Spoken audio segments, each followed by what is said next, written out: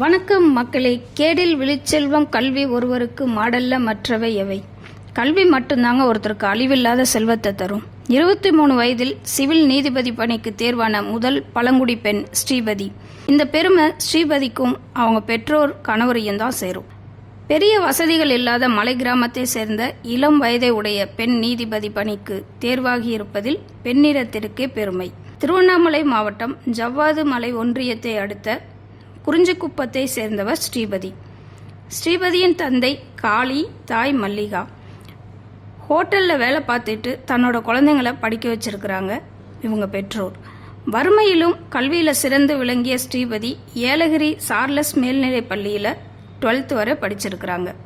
பின் doctor Ambedkar சட்டக்கல்லூரியில் BA/BL பயின்று தேர்ச்சி பெற்று நீதிபதி தேர்விலும் இப்போ வெற்றி பெற்றிருக்காங்க. 2023 சிவில் நீதிபதி தேர்வை எழுதியிருக்கிறாங்க. ஸ்ரீபதி பற்றி அவங்க டீச்சர் மகாலட்சுமி ஒரு பதிவை வெளியிட்டிருக்கிறாங்க. அந்த பதிவு என்னன்னு பார்த்தீங்கன்னா, ஸ்ரீபதி சட்டக்கல்லூரியில் படிச்சிட்டு இருக்கிறப்பயே 108 ஆம்புலன்ஸ் டிரைவர் வெங்கட்ராமன் அவங்கள திருமணம் பண்ணியிருக்கிறாங்க.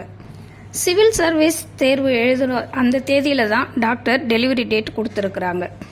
ஸ்ரீபதியோட தேர்வுக்கு 2 நாள் முன்பு தான் இவங்களுக்கு டெலிவரி ஆகியிருக்கு, அதுவும் சிசேரியன். அந்த நிலைமையில் டாக்டர் திருவண்ணாமலையிலேருந்து சென்னை ட்ராவல் பண்ணக்கூடாதுன்னு சொல்லியும் உறுதியோட தைரியமாக தேர்வை எழுதுவதில் உறுதியாக இருந்ததுனால அவங்க கணவரும் பத்திரமா காரில் கூட்டி வந்து இந்த தேர்வை எழுத வச்சிருக்கிறாங்க. வேறொருத்தராக இருந்தால் குழந்தை தான் முக்கியம், உடம்பு தான் முக்கியம், இந்த நேரத்தில் அவ்வளோ தூரம் போகக்கூடாது அப்படின்னு சொல்கிற சில ஆண்களுக்கு மத்தியில் ஸ்ரீமதிக்கு உறுதுணையாக இருந்திருக்கிறாங்க அவங்க கணவரும் சொல்லலாம். ஊரில் நடந்த கிராம சபை கூட்டத்தில் ஊரின் வளர்ச்சி பற்றி நிறைய கேள்விகளை எழுப்பியிருக்கிறாங்க ஸ்ரீபதி. பட் அதிகாரிங்க உங்களுக்கு என்ன கேள்வி கேட்க தான் தெரியும், அப்புறம் என்ன பண்ண முடியும் அப்படிங்கிற மாதிரி பதில் சொல்லியிருக்கிறாங்க. தன் விடாமுயற்சியால் கிடைத்த வெற்றியால் இப்போ பதில் சொல்லியிருக்கிறாங்க ஸ்ரீபதி அப்படின்னு தன்னோட பதிவில் வெளியிட்டிருக்கிறாங்க டீச்சர் மகாலட்சுமி அவங்க. அரசு இடஒதுக்கீட்டில் ஜெயிச்சதால அனைத்து மாணவர்களுக்கும் ஒரு ரோல் மாடலாக இருப்பாங்க அப்படிங்கிறதுல மிக இல்லை. முதல்வர் அவங்களும் ஸ்ரீபதியை பாராட்டி இருக்கிறாங்க. தெலுங்கானா ஆளுநர் தமிழிசை, கனிமொழி MP, உதயநிதி அவங்க, இசையமைப்பாளர் GV பிரகாஷ், வைரமுத்து இவங்க மட்டும் இல்லைங்க, தமிழ்நாடே பாராட்டிட்டு இருக்கு ஸ்ரீமதி அவங்கள.